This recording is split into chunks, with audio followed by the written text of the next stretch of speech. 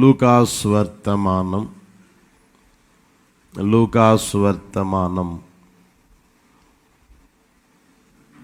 తీశారా? 19వ అధ్యాయం.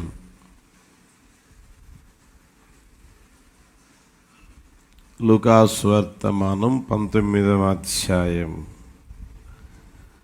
29 నుండి 40వ వచనం వరకు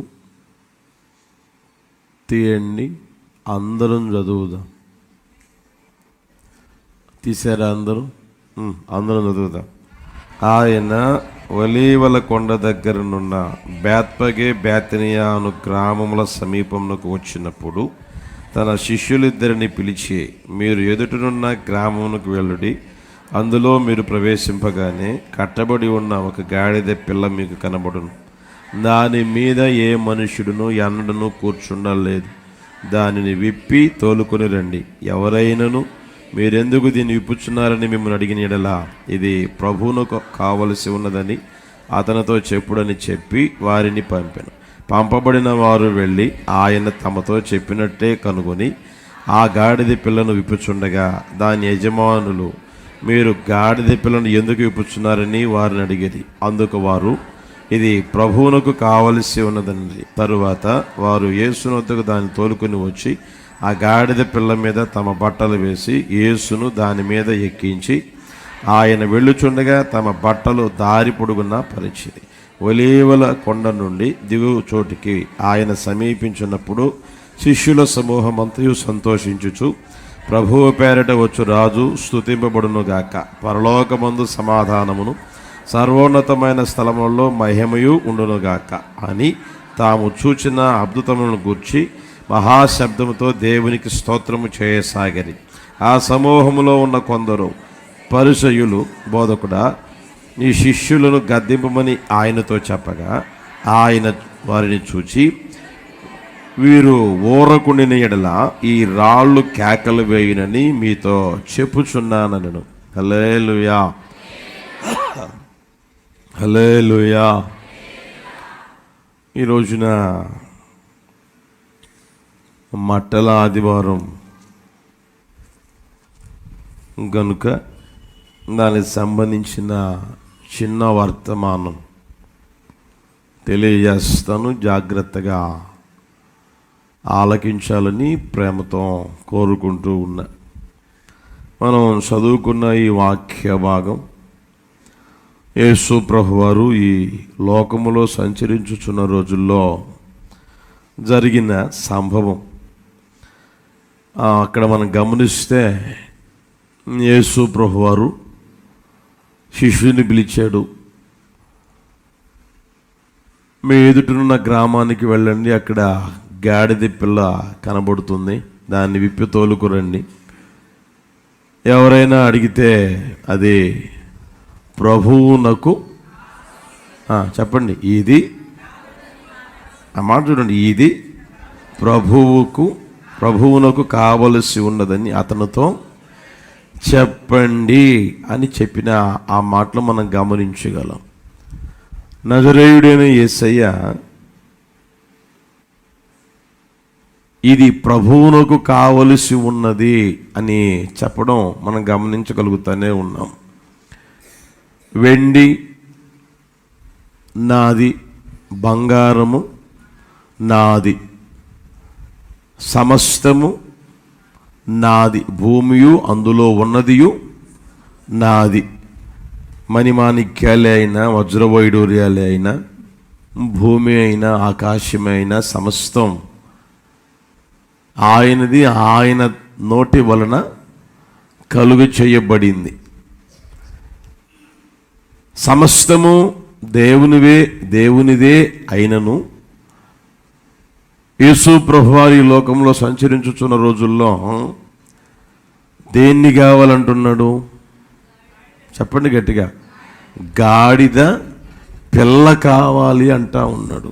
నాకు గాడిద పిల్ల కావాలి, ఎదుట ఉన్న గ్రామానికి వెళ్ళండి, అక్కడ కనబడుతుంది, అది తోలుకొని రండి, అది నాకు కావాలి అంటా ఉన్నాడు. ఇది ఎలా ఉందనంటే, యేసు ప్రభు కోరుకోవడం, ఓ పెద్ద కోటీశ్వరుడు ఉన్నాడు అనుకోండి, మిలియనీరో బిలియనీరో మంచి కారు ఉంటుంది, BMW లేకపోతే దాన్ని మించిన కార్లు ఇప్పుడు వచ్చినాయి, కోట్లు పెట్టి కొనగలిగే కార్లు వచ్చినాయి, మంచి లగ్జరీ కార్లు కొని దాంట్లో ఎక్కి దారిలో వెళ్తా ఉన్నాడు అనుకోండి, అర్జెంటుగా దిగి పక్కన పిలిచి సైకిల్ షాపుకి పోయి నాకు ఒక సైకిల్ దాపో అన్నట్టుగా ఉంది. అవునా కదా? చెప్పలేమండి. యేసు ప్రభు సమస్తం ఎవరిది? ఆయనదే. ఆయన అంటాడు నాకు గాడిద పిల్ల కావాలి అని. నాకు గాడిద పిల్ల కావాలి. ఎందుకురా అంటే అది నాకు కావాలి అంటా ఉన్నాడు. ప్రియమైన వాళ్ళ సమస్తము ఆయనవే అయినా గాడిద పిల్ల నాకెందుకు అని అనుకున్నాడా? అన్నా అది గాడిది కదా, అది గాడిద పిల్ల కదా, ఆ గాడిద పిల్ల నాకెందుకు, దాంతో నాకేం అవసరం, నేను సర్వశక్తి కలిగిన వాడను, సర్వాధికారిని, సమస్తము చేయుటకు శూన్యములో నుంచి సమస్తము ఇవ్వగలిగిన వాడను, అది నాకెందుకు అని అనుకోకుండా ప్రియమైన వాళ్ళరా ఆ గాడిద పిల్ల నాకు కావాలి అని ఆశపడతా ఉన్నాడు. ఈ మాటలు మనం గమనిస్తే కాస్త మనలను దేవుడు సృష్టించింది వాస్తవం, ఆయన చేతులతో మనల్ని చేసుకున్నాడు, ఆయన రూపం మనకి ఏర్పరిచాడు. అంత మాత్రమే కాకుండా ఈ లోకానికి పంపి ఒక జీవితము అనేది మనకు అనుగ్రహించాడు. హల్లెలూయా. మనకు ఒక జీవితం అనేది అనుగ్రహించాడు. ఈ జీవితం ఎందుకు దయచేశాడు అని అంటే అది మన కోసం కాదు, అర్థమవుతుందా? లోకం కోసం కాదు, కానీ ఆ జీవితం ఎవరికి కోసం ఇచ్చాడు అని అంటే నజరేయుడైన, చెప్పండి, యేసయ్యకు ఉపయోగపడాలి, ప్రయోజనకరంగా ఉండాలి అని దేవుడు ఇచ్చినట్లుగా దేవుని వాక్యం మనకు స్పష్టంగా తెలియజేస్తూ ఉంది. మనం గమనిస్తే చూడండి, యేసు ప్రభువు వారు పరలోకంలో పరిశుద్ధుడు పరిశుద్ధుడు పరిశుద్ధుడిని గాన ప్రతిగానములు చేయబడుతూ ఉన్న దేవాది దేవుడు. ఆయన్ని కొనియాడుతూ ఉన్నారు, ఆయన్ని పొగడుతూ ఉన్నారు. ప్రియమైన వాళ్ళరా, అయినా సరే ఈ దూతలు ఉన్నారు కదా,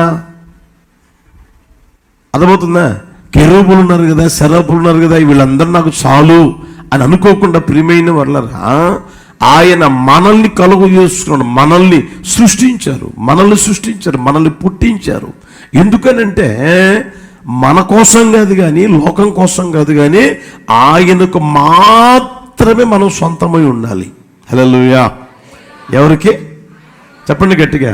యేసయ్యకు మాత్రమే మనం సొంతమై ఉండాలి అని ఆశ కలిగి ఆయన మనల్ని పుట్టించాడు, మనం సృష్టించాడు. 100వ కీర్తన 3వ చరణం గమనించండి. 100వ కీర్తన 3వ చరణం అందరూ చదవండి. యెహోవాయే దేవుడని తెలుసుకునుడి, ఆయనే మనలను పుట్టించెను, మనము ఆయన వారము, మనము ఆయన ప్రజలము, ఆయన మేపు. బాగా గమనించండి, అక్కడ మనము ఆయన వారం, మనము ఆయన ప్రజలం, మనము ఆయన మేపు. ఆ మాటలోని మనము అనే మాట ఎన్నిసార్లు తెలియజేయబడింది గమనించిన ప్రియమైన వాళ్ళరా. తగ్గించరా, నీ చుట్టూ వాళ్ళు ఎందుకు? నీ చుట్టూ సెల్లెడ్ ఉంది, పక్కన పెట్టు, తీసుకో, వాళ్ళ దగ్గర కూడా తీసేసుకో. హల్లెలూయా. మనము చెప్పండి ఆయన వారం, ఆయనే మనల్ని పుట్టించాడు, ఆయన ప్రజలము, ఆయన మేపు. అంటే ఆయన మహిమ కొరకు, ఆయన సంతోషం కొరకు, ఆయన ఆనందం కొరకు మనల్ని పుట్టించాడు, మనల్ని సృష్టించాడు, మనల్ని కలుగు చేశాడు. మనం ఆయనకు సొంతంగా ఉండాలని కోరుకుంటా ఉన్నాడు. ఇది ఎరగక చాలామంది వ్యక్తిగత జీవితాలు ఎలా మారిపోతున్నాయంటే రోజులు గడవగా లోకం కొరకు బ్రతుకుతూ ఉన్నారు, లోకంలో ఉన్న వాటి కోసం బ్రతుకుతూ ఉన్నారు. ఏమంటే లోకంలో ఉన్న ఆశలు ఉంటాయే, బైబిల్లో ఉంది కదా, లోకపు ఆశలను ఉంటాయి, ఇచ్చలని ఉంటాయి, వాటి కోసం ఈ రోజున బ్రతకగలిగే వారిగా మార్చబడతా ఉన్నారు. ఏది ఒక ప్రక్కన మందిరానికి వస్తూనే ఉన్నా, ఒక ప్రక్కన వాక్యం వింటూ ఉన్నాము అని చెప్పుకుంటానే ఉన్నా, ఏమండి దేవుడు మనల్ని ఎందుకు పుట్టించాడు, ఎందుకు సృష్టించాడు, ఎందుకు కలుగు చేశాడు అనేది మరిచిపోయి ఈ రోజున చేసే పనులు ఏంటంటే ఏమండి చాలా మంది లోకం కోసం బ్రతుకుతా ఉన్నారు, లోకంలో ఉన్న వాటి కోసం బ్రతుకుతా ఉన్నారు.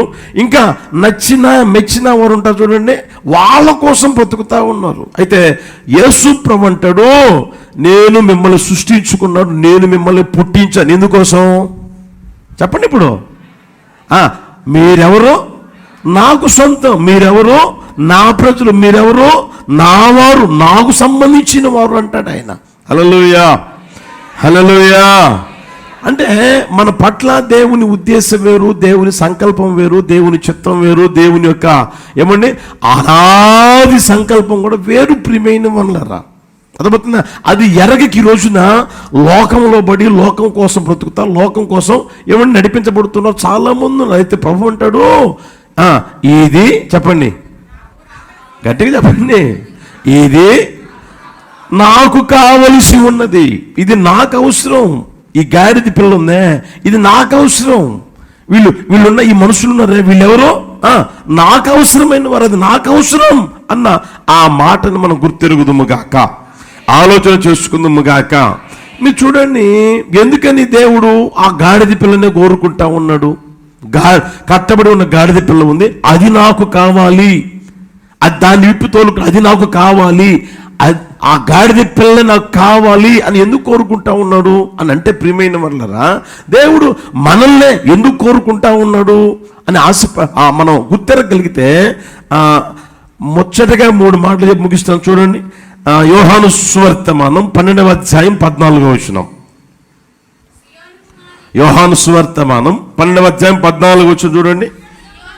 సియోను కుమారి భయపడకుము, ఇదిగో, అందరు చదవండి బిగ్గరగా, అందరు మొదటి నుంచి చదవండి, మొదటి నుంచి అందరూ. సియోను కుమారి భయపడకుము, ఇదిగో నీ రాజు గాడిద పిల్ల మీద ఆసీనుడై వచ్చుచున్నాడు అని వ్రాయబడిన ప్రకారము యేసు ఒక చిన్న గాడిదను కనుగొని దాని మీద కూర్చుండెను. ఈ వాక్యంలో మీరు చాలా జాగ్రత్తగా గమనించండి. దేవుడు ఆ గ్రామానికి వెళ్ళండి, కట్టబడి ఉన్న గాడిద పిల్లలు తోలుకుని రండి అని ఎందుకు చెప్తారో తెలిసినా, అక్కడ మీరు చూస్తే వ్రాయబడిన ప్రకారము అని రాయబడింది. అక్కడ ఏంటది చెప్పండి గట్టిగా, వ్రాయబడిన ప్రకారము అంటే ఆ గాడిద పిల్ల గూర్చి వ్రాయబడి ఉన్నది. ఆ వ్రాయబడి ఉన్న ప్రకారం ప్రభు అంటాడు, నాకు ఆ గాడిద పిల్లే కావాలి, దొరుకురండి అంటాడు. దాని గురించి వ్రాయబడి ఉంది.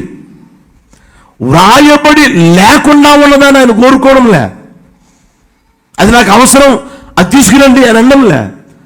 ఆ గాడిద పిల్ల ఏమంటే వ్రాయబడి ఉన్నది, దాని గురించి వ్రాయబడి ఉన్నది కనుక ప్రభు అంటాడు, దాన్ని తోలుకొని రండి అని చెప్పడం మనం గమనించగలుగుతున్న. ప్రియమైన వాళ్ళరా, మనల్ని గురించి కూడా మనం ఆలోచన చేయగలిగితే, మనము రూపింపబడక మునిపే దేవుడు మనల్ని గురించి ఆల్రెడీ ఏం చేశాడంట చెప్పండి గట్టిగా. నేనున్నాను అనుకోండి, నేను తల్లి గర్భంలో రూపింపబడక మునిపే నా గురించి ఆయన రాసి పెట్టేసాడు. హల్లెలూయా. మీరు తల్లి గర్భములో పిండమగా రూపింపబడక మునిపే మీ గురించి కూడా ఆయన ఏం చేశాడంట రాసి పెట్టేసేసాడు. లోకములో నాడియాడుతూ బ్రతుకుతున్న ప్రతి మనిషిని గురించి ఆయన ఏం చేశారంటే ముందుగానే వ్రాసి ఉంచాడు. మన వ్యక్తిగత జీవితంలో ఏమంటే గతములో జరిగినది అయినా, ఇప్పుడు జరుగుతూ ఉన్నదైనా, రాబోయే రోజులలో జరగబోయేదైనా సమస్తం ప్రతిదీ ఆయన ఏం చేశాడు తెలిసిన లిఖించి పెట్టాడు, రాసి పెట్టాడంటే ప్రియమైన వాళ్ళరా. యేసయ్యకి మహిమ కలుగును గాక. అందుకని ఏమంటే నీ కుటుంబంలో అందరికంటే ముందు మందిరానికి ప్రభు తీసుకుని వచ్చాడు. హల్లెలూయా. అర్థమవుతుందా? అందుకని నీ ప్రాంతంలో ఉన్నారే వాళ్ళందరికంటే ముందు నిన్ను తీసుకొని వచ్చాడు. నీ వంశం ఉందే, నీ జాతి ఉంటుందే, లోక సంబంధంగా మతం అని అనుకుంటున్నారే, ఆ మతంలో నుంచైనా లేదా ఆ కులంలో నుంచైనా యేసు ప్రభు ఏం తెలిసినా వ్రాయబడి ఉన్న ప్రకారం ముందుగానే అందరికంటే ముందుగానే తీసుకొని వచ్చి మందిరంలో కూర్చోబెట్టాడు. యేసయ్యకి మహిమ కలుగును గాక. హల్లెలూయా, హల్లెలూయా. ఇంకా మీరు చూడండి ప్రియమైన వాళ్ళరా, మనం ఏ తల్లి కడుపున పుట్టాలి, ఏ తండ్రి ద్వారా పుట్టాలి, ఏ గ్రామంలో పుట్టాలి, అర్థమవుతుందా? ఏ జిల్లాలో పుట్టాలి, ఏ ప్రాంతంలో పుట్టాలి, అర్థమవుతుందా? ఏ ప్రాంతంలో పెరగాలి, ఏ ప్రాంతంలో ఈ వ్యక్తికి ఉద్యోగం ఉండాలి, ఏ ప్రాంతంలో ఈ వ్యక్తి స్థిరపరచబడాలి, అర్థమవుతుందా? ఏ రోజున ఈ వ్యక్తి నేను దర్శించాలి, ఏ రోజున ఏమండి ఈ వ్యక్తి మారు మనసు కలుగు చేయాలి, ఏ రోజున నా సన్నిధి తీసుకురావాలి, ఏ రోజున ఈ వ్యక్తి ఏమంటే బాప్తిసం మొదలు చేయాలి, పరిశుద్ధాత్మ చేత నింపబడాలి, సమస్తం ఏం చేశాడంటే దేవుడు ఆయన గట్టిగా చెప్పండి వ్రాసి పెట్టాడు. ఆయన వ్రాయబడి ఉన్న ప్రకారమే నా జీవితం ఆయన సమస్తాన్ని ఒక్కొక్కటి జరిగిస్తానే ఉన్నాడు. అర్థమవుతుందా? మీ జీవితంలో కూడా వ్రాయబడి ఉన్న ప్రకారమే ఒక్కొక్కటి జరిగిస్తానే ఉన్నాడు ప్రియమైన వాళ్ళరా. అర్థమవుతుందా? ఆ తర్వాత నీకు ఏ వయసులో వివాహం కావాలి, ఎలాంటి అమ్మాయి ఏమని నీకు ఆయన ఇవ్వాలి, అర్థమవుతుందా? ఇంకా మీరు చూడండి ప్రియమైన వాళ్ళరా, ఒక్కొక్కటి నీకు ఎంతమంది పిల్లలు కావాలి, మగపిల్లలు ఎంతమంది, ఆడపిల్లలు ఎంతమంది, సమస్తం నా ప్రభు ఏం చేశాడు అంటే ముందుగానే ఆల్రెడీ డిజైన్ చేసి పెట్టాడు. God has already, hallelujah, his plan అంటే ఆయన ముందుగానే వ్రాయబడిన ప్రకారం లేదా ఆయన ముందుగానే నీ గురించి సంకల్పించిన ప్రకారం ముందుగానే ఏమంటే ఆయన నీ వ్యక్తిగత జీవితం ఇది చెయ్యాలి, జరిగించాలి అని వ్రాసి ఉన్న ప్రకారమే ఒక్కొక్కటిగా జరిగిస్తా ఉంటాడు. దానికి నీవు గాని నేను గాని అతీతుణ్ణి కానే కాము. హల్లెలూయా, హల్లెలూయా. అదే నీ పిల్లల జీవితమైనా సరే ఏమండి ఎవరి జీవితంలో సరే ఆయన ముందుగానే రాయబడిన ప్రకారం. మీరు ఇంకా చూడండి అర్థమైందని చెప్తాను. ఇంటిని కట్టుకునే దానికి ముందుగానే ఏం చేస్తారు చెప్పండి? ఇంటి ప్లాన్ గీసుకుంటారు, అర్థమవుతుందా? వ్రాసుకుంటారు. ఇక్కడ బెడ్రూమ్ ఉండాలి, ఇక్కడ వంట రూమ్ ఉండాలి, ఇక్కడ హాల్ ఉండాలి, ఆ తర్వాత ఏమన్నా ఆ తర్వాత ఇక్కడ ఇది పెట్టాలి, ఇది పెట్టాలి, మొత్తం డిజైన్ అయిపోతుంది. కిటికీలు ఎక్కడ పెట్టాలి, తలుపులు ఎక్కడ పెట్టాలి, మొత్తం అర్థమవుతుందా? ప్లాన్ చేసి పెట్టుకుంటావు. అదే విధంగా ఒక్కొక్కటి జరిగిస్తా ఉంటావు. నీకే అన్ని తెలివితేటలుంటే అర్థమవుతుందా? మరి నిన్ను తల్లి గర్భంలో పెండలుగా రూపించిన దేవునికి ఎన్ని తెలివితేటలుంటాయి? ఆయన ఎవరు? జగన్నాటక సూత్రధారి. హల్లెలూయా. కనుక ఆ గాడిదని గురించి మనం బైబిల్లో గమనిస్తే వ్రాయబడి ఉన్న చెప్పండి వ్రాయబడిన ప్రకారం అంట దాన్నే కావాలన్నాడు ప్రభు. హల్లెలూయా, హల్లెలూయా. అంటే వ్రాయబడి ఉన్నదే ఆయన జరిగిస్తాడు. అర్థమవుతుందా? అర్థాంతరంగా మధ్యలో అప్పటికప్పుడు అనుకొని ఆయన ఏదే చెయ్యడు. బైబిల్లో ఆ వాక్యాలు చూపిస్తాను చూడండి. 139వ కీర్తన 16వ చరణం. త్వరగా 139వ కీర్తన 16వ చరణం చూడండి.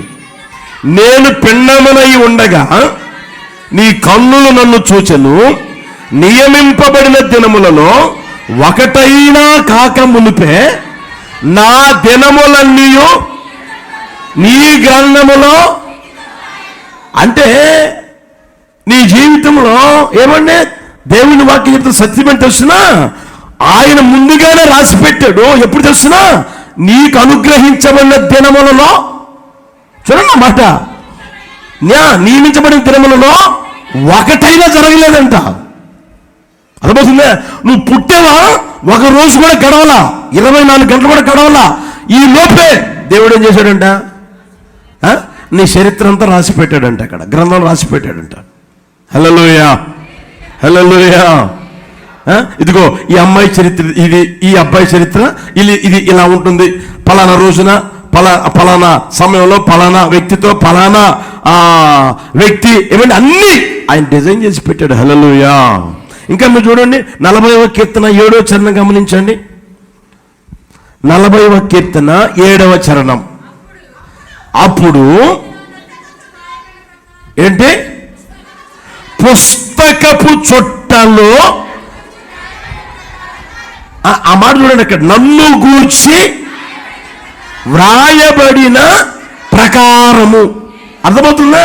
ఇప్పుడు మన గురించి వ్రాయబడి ఉన్నదే దేవుడు జరిగిస్తాడా, లేకపోతే ఇంకోటి జరిగిస్తాడా? చెప్పరాబండి. దేవుడు నీకు అనుగ్రహించిన భర్త ముందుగా రాసి పెట్టాడు ఆయన. అప్పుడప్పుడు అంటానే, ఏంటది? గట్టిగా చెప్పండి. అప్పుడప్పుడు అంటారు కదా, ఏమని? నా తల, గట్టిగా చెప్పండి, రాత, నా రాత అట్టుంది, నా రాత అట్టుంది అని అనుకుంటూ ఉంటాం. అర్థమవుతుందా? గమనించి ప్రియమైన వాళ్ళరా, నీకు ఎలాంటి భర్త రావాలో, ఎలాంటి భార్య రావాలో, ఎలాంటి పిల్లలు పుట్టాలో, ఏమంటే వాళ్ళు ఎలా నడిపించబడాలో, నిన్ను ఎలా ఏడిపించాలో, ఎప్పుడు ఏమంటే మానిపించాలో, వాళ్ళ ద్వారా ఎప్పుడు సంతోషం కలగాలో, ఎప్పుడు ఆనందం కలగాలో, ఎప్పుడు దుఃఖం కలగాలో సమస్తం ఏం చేశాడంట ఆయన? రాసి ఉన్నదే జరుగుతూ ఉంటుంది. నువ్వు ఇక ఒకవేళ తెలివి తక్కువగా నువ్వు మాట్లాడాల్సిన అవసరం లే, నాకే జరగాల, నాకే కలగాల, నాకే ఈ పరిస్థితులన్నీ రావాలా, అన్నీ నా మీదికే రావాలా, నాకే రావాలా, నాకు ఉన్నదే చెప్పండి. నా ప్రాణం ఎంతది? చిన్నది. అంత ప్రాణం ఉంది, ఇంత బాధలు ఎక్కడ భరించాను, ఇంత ప్రాణమైతే ఇంత వేదనలు ఎక్కడ తొట్టుకునేను, ఇంత ప్రాణమైతే ఇన్ని సమస్యల మీద, ఇన్ని సమస్యలను ఎలా నడిపించబడాను? కనీసం దేవునికి చెప్పండి న్యాయం ఉందా? దేవుడు పక్షపాతం లాగున్నాడే? ఇలాంటి మాట్లాడి ఎందుకు మాట్లాడి తెలిసినా గ్రహించక మాట్లాడుతూ ఉంటాం. నీవే కాదు, ఆయనతో తిరిగిన శిష్యులు కూడా చూడండి. మీరు చూడండి అక్కడ యోహాను సువార్త 12:16 చూడండి. ఆయన శిష్యులు ఈ మాటలు మొదట ఏం చేశారంట? గ్రహించలేదంట. వాళ్ళకి అర్థమే కాల, వాళ్ళు ఎరగలేకపోతున్నారు. ఏది? యేసుప్రభు పిలిచినా, యేసుప్రభు ఏర్పరచుకున్నా, యేసుప్రభు రాత్రంతా వారి కోసం ప్రార్థన చేసి అపోస్తలుల పేరు పెట్టి ఏమండి అధికారమే ఇచ్చినా, శక్తి ఇచ్చినా, బలమే ఇచ్చినా, ఏమండి గ్రామాలు వెళ్ళి స్వార్థను ప్రకటిస్తూనే ఉన్నా, ఆయన దగ్గరికి వచ్చినా అక్కడ రాయబడిన మాట తెలిసినా ఆయన శిష్యులు మొదట గ్రహించలేదంట. తర్వాత చూడండి ఇక్కడ, గ్రహించలేదు కానీ యేసు మహిమ పరచబడినప్పుడు అవి ఆయనను గూర్చి వ్రాయబడిననియో, వారాయనకు వాటిని చేసిననియో. హల్లెలూయా. మనకుండే మెదడు ఎంతది? అవునా కదా? దాంట్లో చెత్త చెదరమంతా పెట్టుకుంటాం.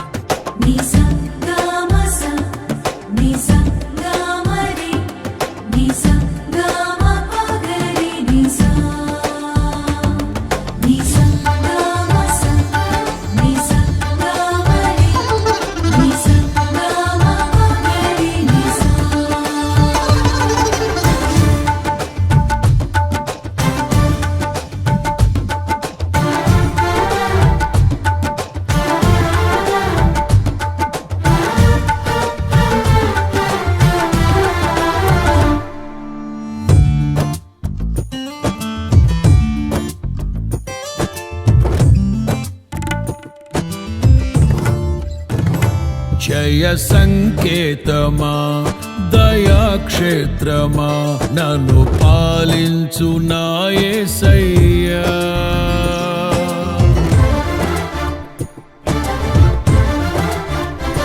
జయ సంకేతమా దయాక్షేత్రమా నన్ను పాలించు నా యేసయ్యా.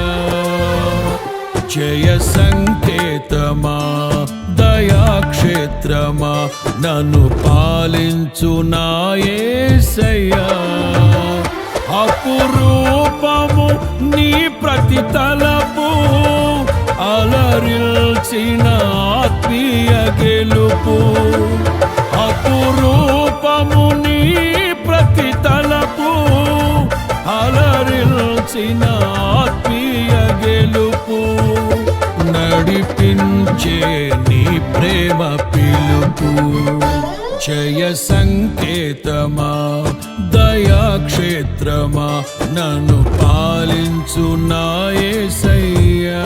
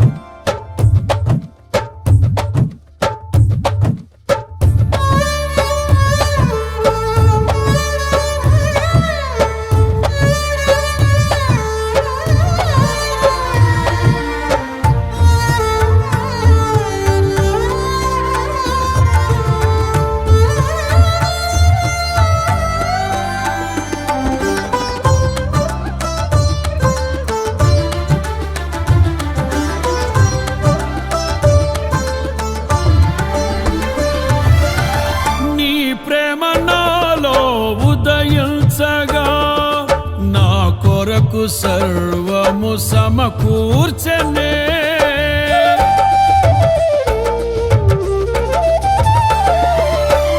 నీ ప్రేమ నాలో ఉదయించగా నా కొరకు సర్వము సమకూర్చనే. నన్నేల ప్రేమించ మనసాయను నీ మనసెంతో మహోన్నతము. కొంతైన నీ రుణము తీర్చేదెలా, నీవు లేక క్షణమైన బ్రతికేదెలా. విరిగిన నలిగిన మనసుతో నిన్నే సేవించెదా నా యజమానుడా. సేవించెదా నా యజమానుడా. జయ సంకేతమా దయాక్షేత్రమా నన్ను పాలించు నా యేసయ్యా.